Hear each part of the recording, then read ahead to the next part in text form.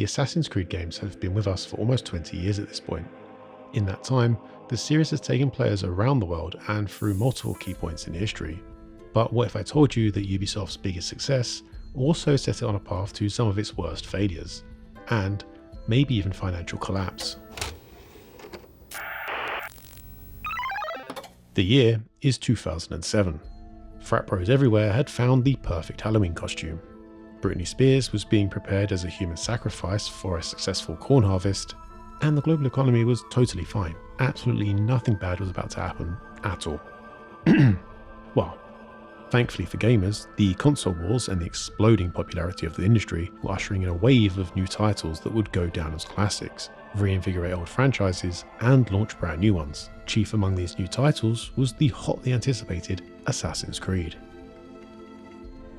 Prior to Assassin's Creed, Ubisoft was already a prominent figure in the gaming industry, whether you knew them for Rayman, Far Cry, Rainbow Six, or Splinter Cell. God, I want another Splinter Cell. And you'd probably at least heard of Prince of Persia, which was rebooted by Ubisoft in 2003, but had originally released in 1989, making that franchise as old as me. Oh fuck. Anyway, after a successful start, the third game, Prince of Persia 3D, had flopped, and Ubisoft gained the franchise. They then worked with the original game designer Jordan Mechner to reboot the series, and in 2003 released Prince of Persia: The Sands of Time. The game was hugely successful and has since gone down as a classic. Looking for the next Prince of Persia title, Ubisoft instructed Patrice Désilets, I think I got that right, In the cold blue! to begin work on the next title, with an eye toward the upcoming 7th generation of consoles. Désilets and his team, upon seeing the technical capabilities of the new consoles, realised they could bring the game's acrobatic gameplay into an open world setting. Open world games were already gaining in popularity, whilst Mercenary, a 1985 game, is widely considered the first 3D open world game. More recent games such as Mario 64, Ocarina of Time and Grand Theft Auto 3, not to mention Morrowind, had seen a huge rise in adoption and interest, and gamers loved the feeling of being immersed in living worlds, filled with things to do aside from follow the main story, something Assassin's Creed would become synonymous with. Back to Prince of Persia, and Désilets was keen to mix up the formula for the game's main character, wanting them to be more proactive in trying to become king. Research in secret orders led to him reading about the Order of Assassins, and eventually the game was titled Prince of Persia: Assassins. Taking inspiration from the life of Hassan al-Sabah and the novel Alamut by Vladimir Bartol, the game's main character was taking shape, but Ubisoft were not fans. Fortunately, they didn't scrap the game. The team were allowed to continue the game as a spin-off, whilst another team would take on the more traditional Prince of Persia game. Désilets and the Sands of Time team would focus on what would now be called Assassin's Creed. As you might expect from our little history lesson, Assassin's Creed's gameplay builds on the acrobatics of Prince of Persia, but the team really embraced the promise of open worlds and the power the new consoles offered. The open world of any such game provides players a playground, and combining that with the acrobatics was something that excited many, but it's also much more of a technical hurdle than modern gamers might think. Anyone who has gone back to play older games more recently has experienced how clunky some of them can feel. Running smoothly across rooftops, finding routes up towers and walls, all of these were new approaches to open world exploration, and the Assassin's Creed devs managed to find a way to make it work. The game took inspiration from a variety of sources, from parkour runners in the real world through to the control mechanics of hockey games, and the result was an easy to use free running system that makes the player feel relative ease running across rooftops, leaping streets and climbing towers. World design plays a big role, with climbable and runnable map geometry signposted well enough that you can spot it clearly even when running at full tilt. It's easy to take it for granted, but this method of roaming the map was truly revolutionary at the time, and whilst it was definitely a little rough around the edges in the first game, it was clear for everyone to see that it worked, and that it was not only hugely fun, but also a unique selling point, and highly marketable for the Ubisoft bigwigs. It wasn't just later Assassin's Creed's game that would refine this formula. Mirror's Edge, Dying Light and Uncharted all took inspiration from Assassin's Creed's approach to movement. Quick side note, if you haven't played Mirror's Edge, it's a cult classic, a bold and fresh take on platforming from a studio better known for tweaking gunplay mechanics, so give it a look. Other interesting gameplay elements such as eagle vision, the animus concept, and large crowds that the player could blend into also stuck out to the player and provided new options in stealth gameplay not seen in the likes of Splinter Cell. For all this promise, the game is not without criticism. As mentioned, the free running is a little rough around the edges, and later games certainly refined the mechanic. Stealth also often felt a little impractical too, with it becoming a meme that stealth in Assassin's Creed basically meant leave no witnesses. Whilst the game wasn't impossible to play from the shadows, it seems like the needs of free running and the needs of stealth clashed in the world's design, and free running came out on top. Fortunately, the game's combat was fun, if not particularly deep. The game takes the same approach as it does to free running and makes it as simple as possible for you to feel cool and Altair to look like a badass. Parrying and countering when surrounded by any number of enemies will have you pulling off brutally satisfying kills and filling the herd in no time. The mission structure was also criticised for being repetitive, with the same 3 activities repeated in the investigation phase of each assassination. This I can't really defend. I definitely found myself trying to get through the investigations as quickly and as hassle-free as possible, because by the time you're halfway through the game, you're sick of eavesdropping, intimidating, or pickpocketing over and over and over again. One thing that didn't get boring, for me at least, was the viewpoints. There's an oddly satisfying little gameplay loop in simply finding your way up to the top of a tower and getting the synchronization cutscene, and then taking the leap of faith back to the ground. This was a simple way to encourage you to explore the map, the climbing mechanics, and to reveal investigations for assassinations, other points of interest, and to spot collectibles such as flags or Templar Knights. Even in my rushed playthrough for this video, I found myself going out of my way to pick up flags as I went past. Personally though, my favourite collectibles are still the glyph videos from the second game, I think. But if we're going to talk about that, we should probably move on to the story and the writing. The Assassin's Creed story doesn't do anything particularly revolutionary, but it does combine a number of themes that were popular at the time. In the period after 9/11 and subsequent Afghan and Iraq wars, conspiracy theories saw a rise in popularity, with documentaries such as Loose Change, Zeitgeist, and Fahrenheit 9/11 all using alleged inconsistencies, coincidence, and dubious historical readings to reignite many of the traditional conspiracies, such as the idea that the world is controlled by some small cabal of international bankers and businessmen.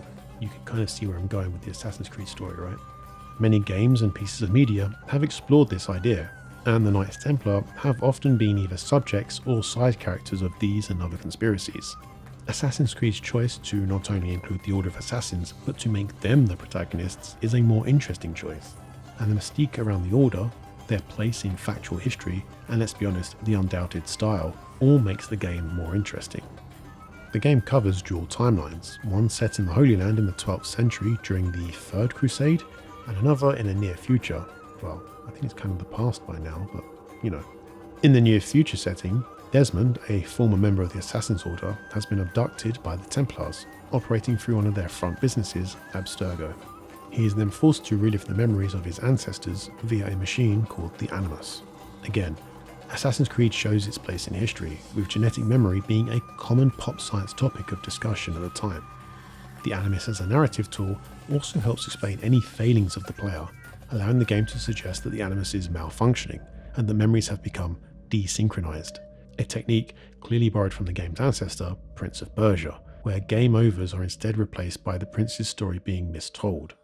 The Animus wasn't just a useful gameplay mechanic, it was a unique bridge between historical and modern settings. By grounding its narrative in concepts that felt plausible, the game added an air of believability and a sense of scientific basis that made its story more compelling. Inside the Animus, the player controls Altair, a member of the Order of Assassins, and it is he who we follow for much of the game, and had featured in the marketing material.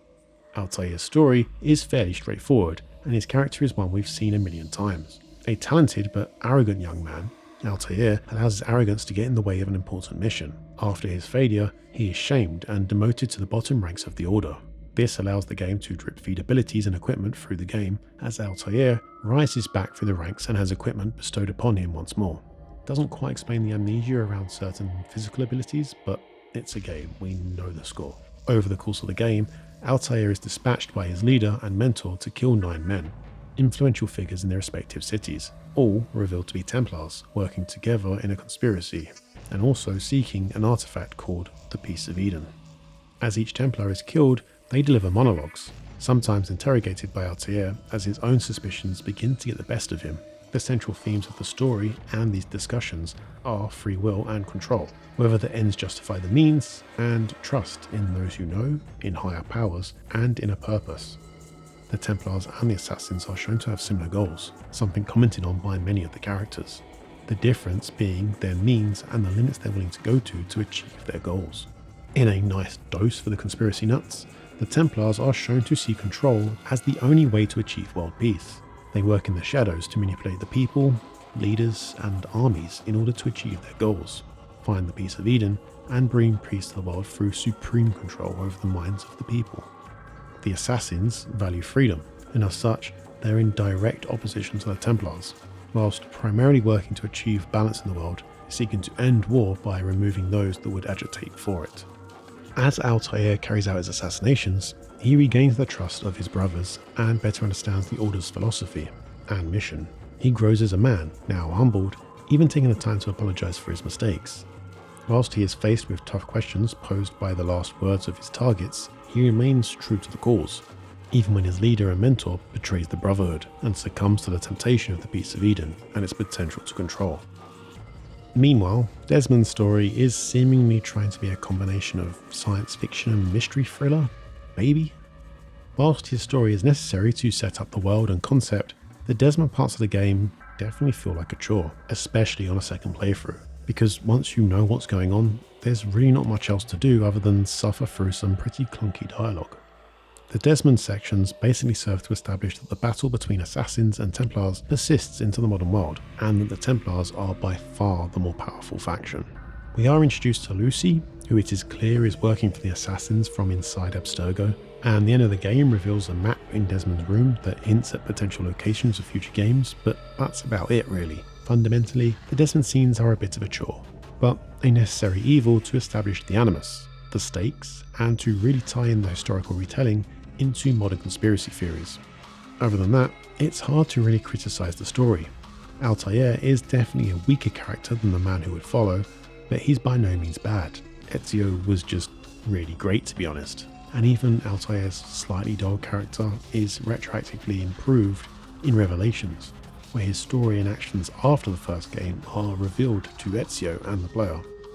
The historical retelling and nods to modern conspiracy theories is interesting, and the plot provides enough mystery and intrigue to propel the game along, and it certainly had us all itching for the next installment at the end. The pacing didn't feel bad at all either, with each assassination mission providing a little more insight into the machinations going on behind the scenes. Clunky dialogues is the only real criticisms I'd have, and let's be honest, in the early 2000s, Assassin's Creed was definitely not the worst offender. Much like the gameplay, we can see the groundwork being laid, the structure built for the future games, and whilst it's a little rough around the edges, it shows huge promise and got gamers at the time excited to see what would follow, and it stood as a great game in its own right, with Altair still being one of many people's favourite assassins. The impact of this game is hard to overstate. The series became one of, if not the, biggest in the Ubisoft catalogue, and elevated the company to new heights. As mentioned, the style, setting and story all hit a number of popular themes of the time, and Assassin's Creed was one of the most talked about games for the following decade, with impressive trailers dropping at large events, and the sales figures becoming increasingly more impressive over the decade. The success of the franchise also proved Ubisoft's ability to create long-running franchises in-house, and gave them the confidence and cash to back development of other series such as Far Cry, which had initially had an underwhelming reception. Later they'd go on to try and repeat the success with series like Watch Dogs and The Division. Unfortunately, this also led to Ubisoft annualising the series. Whilst this was initially met with some skepticism, the first three titles, Assassin's Creed 2, Brotherhood and Revelations, were successful, with Revelations arguably hinting that the teams and the game were struggling to innovate and improve in such short turnarounds. The following games, however, would be much more uneven, with Assassin's Creed 3 being reasonably well received even if the main character wasn't. Black Flag was praised as superior to its predecessor and for breathing fresh air into not only the Assassin's Creed franchise, but into the open world genre.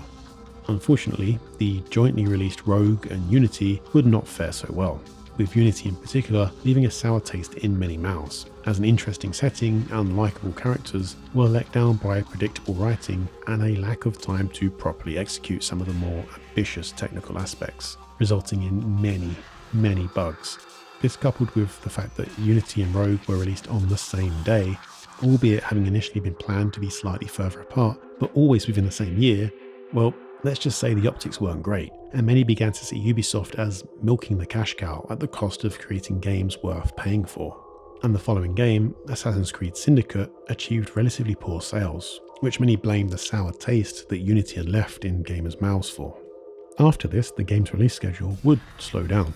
Whilst Origins and Odyssey would release a year apart, Ubisoft were keen to make it clear that Assassin's Creed would not be returning to an annual release schedule, a move that was met with almost universal approval.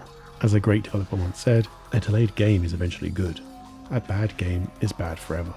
Without the leap of faith that Ubisoft put into Altair and the initial game, it's possible that the company would be much smaller than the behemoth we see today. Far Cry, which arguably came into its own in its third iteration, might not have ever got that far. Watch Dogs would likely never have seen the light of day, and who knows if they'd have had the ambition for The Division. But it wasn't just Ubisoft that Assassin's Creed changed. The game set the standard for open world game design, cementing the genre as a staple of the industry, for better or worse. Other games began to ape many of the mechanics in the game. Games such as Shadow of Mordor and more modern games like Horizon Zero Dawn show echoes of the gameplay mechanics and design of Assassin's Creed, and practically every other game released over the following decade would begin to incorporate open world mechanics. Parkour became a more common element of world exploration too. Unfortunately, we didn't get quite the same explosion of historical tourism, but Assassin's Creed certainly provided a healthy fix of that, even in its buggiest forms. What other series could take you from the Crusades of the Holy Land to the Renaissance in Venice, and then take a diversion to the New World before taking you back to ancient Egypt and Greece? One element of the game's influence, probably better left behind, is the pretty dogshit film released in 2016. But let's be honest, it's only very recently that we've figured out how to make actually good films and TV based on video games. And so, whilst the game was a little rough around the edges, picking up almost 20 years later, it's remarkable how little the core formula of the game has changed over the years, and just how well everything holds up. The revolutionary approach to open world settings and player movement set the course for a huge number of games that would follow, and the game's huge success would transform Ubisoft into a huge pillar of the gaming industry. Given the sticky spot the business seems to have found themselves in of late, they'll be hoping that the next installment of the game, Assassin's Creed Shadows, can give them the reputational and financial boost they need. Although given the media circus around the game so far, that might be a lot to ask for. Whatever the future, Altair and the Order of Assassins have left their mark on the gaming industry for sure. I've got myself a copy of Assassin's Creed 2 ready to go in the near future, but which is your favourite Assassin's Creed game?